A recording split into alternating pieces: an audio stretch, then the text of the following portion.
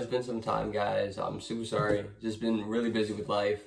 Last semester of college, last month actually. I actually graduate just about a month from now, and it's a interesting feeling. It's pretty bittersweet. It's good that I'm not going to have to do any more essays or feel stuck doing group projects and stuff like that. But at the same time, there are going to be plenty of people that I miss, and I'm not going to have that same social atmosphere. I'm not going to have as abundant opportunity to just walk into different rooms with people I know and accidentally bump into people that I want to speak to in the hallway, stuff like that.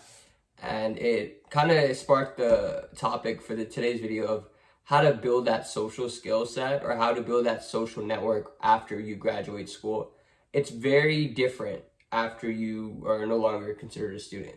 Our whole lives, we've had classes with our friends, or even if we didn't have any classes with our friends, the people in that class we would network with, hang out with, join sports teams with. There was so much social interaction. But it's like, once you move on from that point, and maybe you're working a full-time job, how do you maintain a valid social circle? How are you able to keep up with those relationships and those friendships that you were really good at before or you were really good at doing before? I want you guys to know, at first, it will be difficult. There's no other way to put it.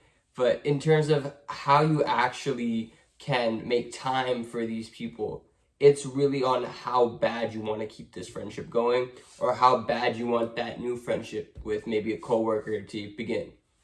If you're living alone, it's going to be a little easier because you can kind of invite people over whenever you want. You don't have as much pressure from your family, or you don't really have to check in advance. So that's a huge benefit if you're living alone.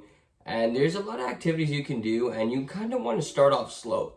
A lot of people rush into things and try to become too friendly too fast. Like, you just met this guy at your job, and you're already asking him to spend a weekend with you, or trying to do some plan that just requires too much commitment.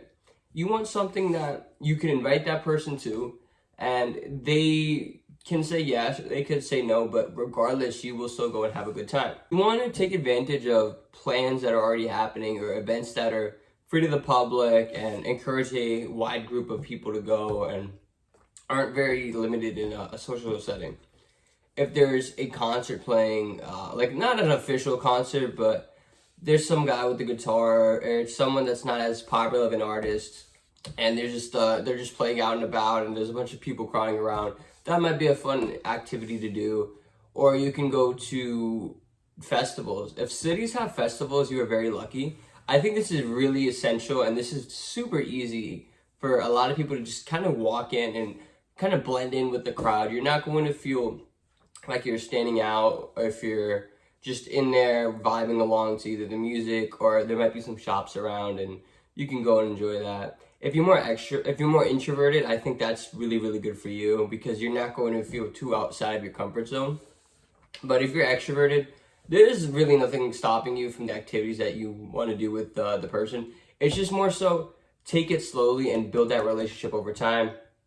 You could start with maybe going to a happy hour. You can go to a conference together, something that you guys don't, or something that doesn't require too much effort or money from the other person, and eventually you can really build that relationship with them. And if it's meant to be, it's meant to be. If not, don't be discouraged, and just try talking to someone else who would rather spend their time with you.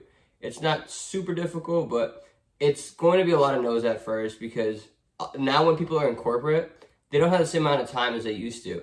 When you're in college, you can stay out till 2 a.m., 3 a.m. maybe if you're really crazy, but there's nothing stopping you. There's less responsibility. There's more focused on having fun in college and being social in college.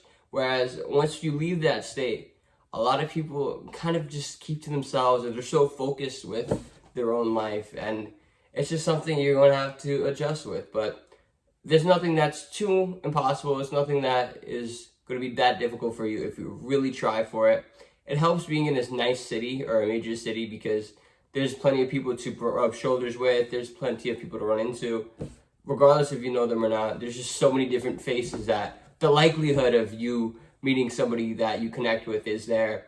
But at the same time, since there's so many people there, that might take away from how many true friendships you can have, because that friend that, or the person that you just met, they might have met a bunch of other people before you and they kind of already have pre-commitments. Whereas if it's something that's smaller, like a smaller city or a smaller town, those relationships tend to be a lot more bonded because there's less people talking to one another. It's a different way to look at it, but it makes sense if you're able to envision this. If I'm in a smaller town and I see the same people, even if I don't necessarily know them yet, I see the same people going to the gym at the same time. I see the same people going to the same restaurant every Wednesday.